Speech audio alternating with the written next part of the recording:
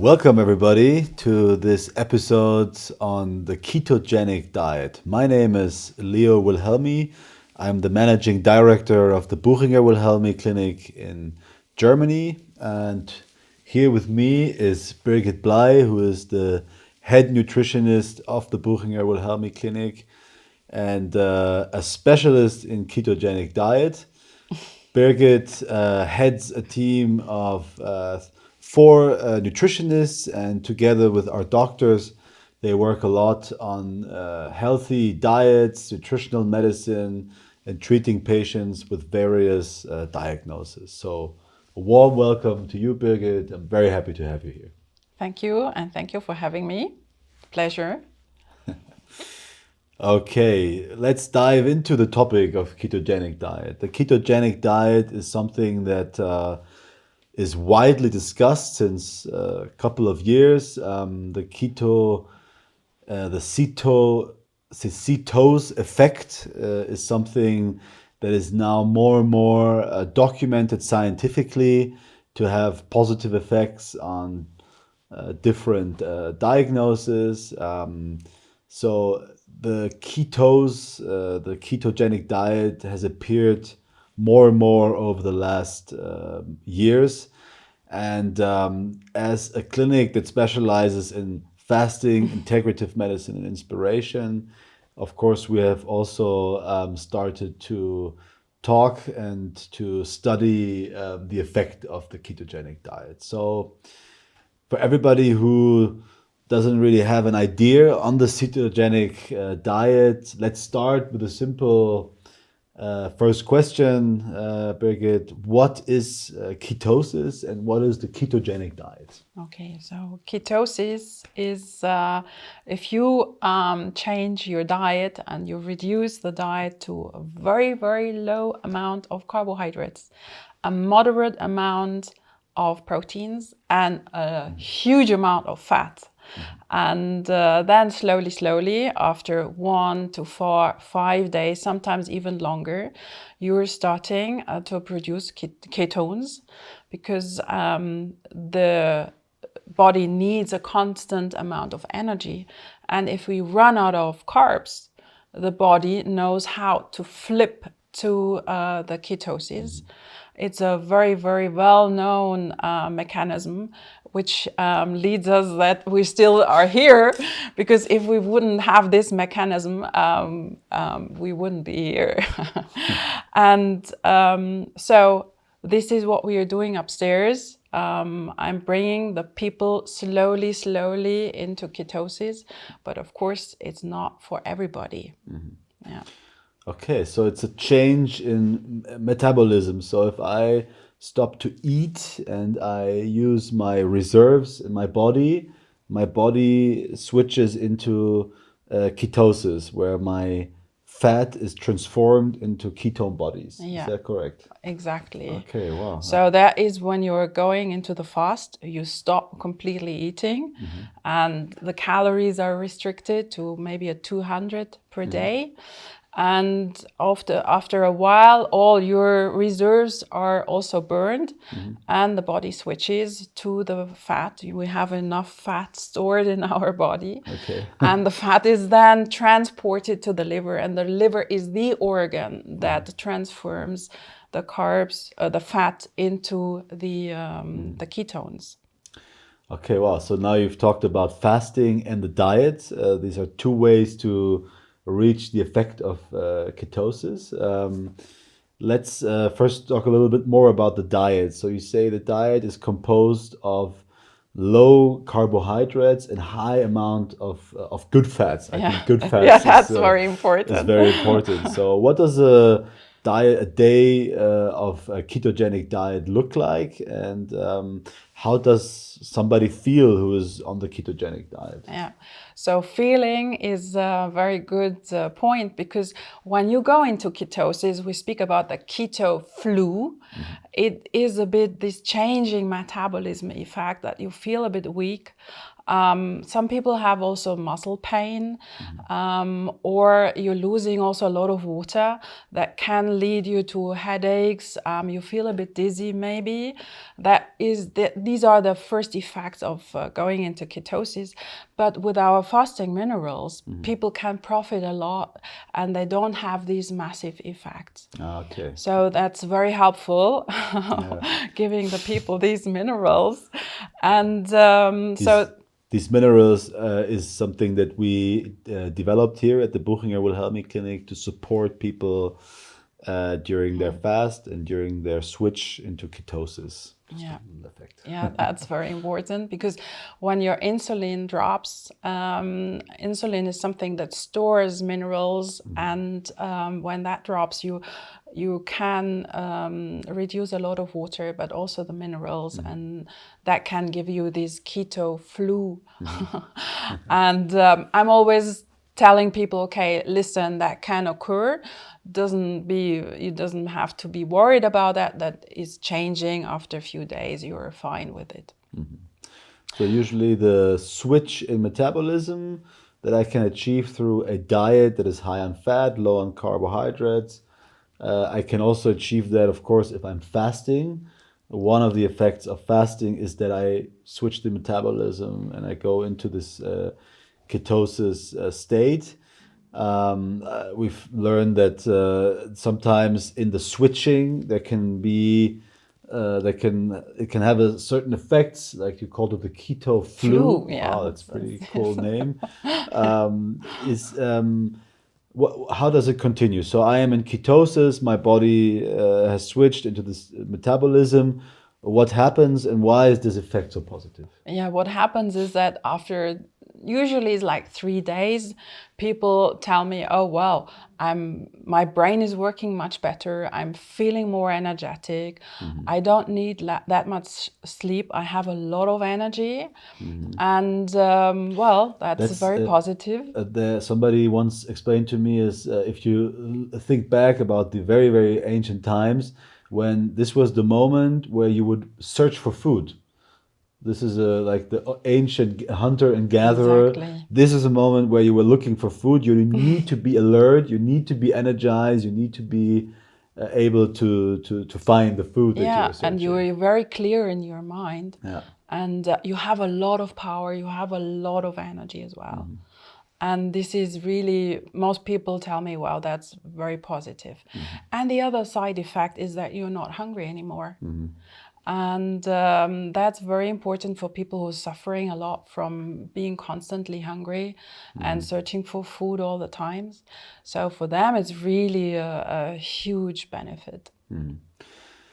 So the positive effects of ketosis is that you are in a certain alert state. You're more present. You're very focused. What else? What happens in the body? What kind of diagnosis are known to be able to respond very well to ketosis? So first of all, this diet is out there for quite a long time because people who suffer from epilepsy, they profited a lot from ketogenic diet. And there was a lot of research done, especially for children who didn't respond to any treatment. They really could reduce their seizures a lot. And that was very beneficial for them, if you can imagine.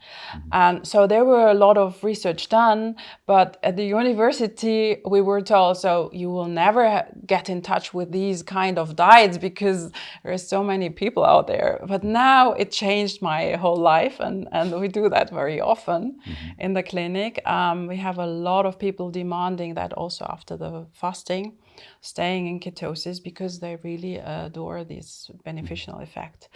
Other than this, people, of course, with a diabetes type 2, they profit enormously because after a few days already, you see that the sugar is dropping. But of course, you need to be supervised and watched because there is also something we call the ketoacidosis, which is dangerous. And therefore... What is this? What is this? This is when there are too many ketones in the blood, and there is then a huge acidosis, which is very dangerous. So I can have too much ketones in my body if I'm too much and this is especially if you're suffering from type 1 diabetes and 2. Okay. If you go too quickly into ketosis and you're not doing it in a proper way. So you need to have a certain... you need to dive into it. Okay. And that's what I'm also looking for. This is your job to... Exactly. You see the people, and then you take them in the hand, and you go with them into ketosis. So how do you avoid to be too much in ketosis? Or how much to... You avoid it by changing the diet slowly. You're not going from 100% carbs to 0. So you're going down slowly, and you're increasing slowly the fatty acids and the good fats. So we continue the muesli, but of course we take out the cereals, but we keep on with the good healthy fatty acids, the linseed oil every day. Okay. And then we add, instead of the cereals, we add then flakes, coconut flakes or sunflower seeds or other nuts. And we keep with fruits, but maybe 50 grams. The berries now, the berry season, and that's very helpful, and it's very delicious also. Okay, wow, that's interesting. Yeah. So and in fasting, how can I imagine? I mean, in fasting, I'm not eating anything. So how do you avoid having a ketoacidosis in fasting? You avoid it because also we have these days of preparation. Okay. And that's very helpful. So you don't close down everything from one day to the other. Okay, yeah. So you bring people slowly into the fasting. Wow. What we've talked a lot about in recent years, since research on ketosis or ketogenic diet has appeared, is that, of course, one way to achieve this metabolism is by having a special diet, and the other one is by fasting. We've shown in our study, that we've also talked about a lot in our podcast, that all of the 1,422 subjects were in ketosis after a certain amount of days. So how would you recommend to use the ketogenic diet? Is the ketogenic diet something that somebody should do their whole life? Or what is your recommendation? Okay. I know a few people would do it for a very long time. First of all, is Jean-Jacques Trochon. We met him last year, and he's fighting for keto diet because he was suffering from cancer. And of course, that he always says it saved his life, going on constant ketogenic diet and also doing the intermittent fasting and the fasting, of course. But normally, for normal people or for us, it's good to do it in cycles. And we're not fasting all our lives. We have these periods where we do these fastings, and that's maybe also you can do it like this with a ketogenic diet. Some people already told me, well, after Christmas, it's a good time to have a few weeks of ketogenic diet because that brings down the sugar, the insulin, and so they really it's beneficial then. So you do it in cycles. And it's a good way also to get an experience here because we have all the tools. I have a great team in the kitchen who are really supporting me because it's not so easy, doing that. And we give you everyday salads as a starter, and then there is the main course. So based on a lot of vegetables. And then we add the healthy cold pressed oils, non-hydrogenated ones, so really the pure oils. That's very, very important. Okay. Let's talk a little bit about when is it good to do a ketogenic diet or a keto cycle. What are the reasons somebody should do it? Yeah, thank you. So it's good that you're talking about keto cycles because it's not for everybody and it's not forever. So you're going on cycles, and it's especially recommended for people who are suffering from metabolic disorders. So first of all, there is of course type 2 diabetes. For those people, it's really highly recommended because the insulin drops immediately. And that's one of the indication. A second one is definitely if you have any brain issues like migraines, but it's also there out now a lot of scientific studies made with people suffering from Alzheimer's disease, and they're really profiting a lot. They keep telling that their brain fog is going away, and also some people who were constantly eating sugar, they are telling me, oh, I'm suffering from this brain fog and I can't think clearly anymore, and they also profit from it. Also people suffering from oh, I have to look at that. It's Parkinson disease. The Parkinson disease also.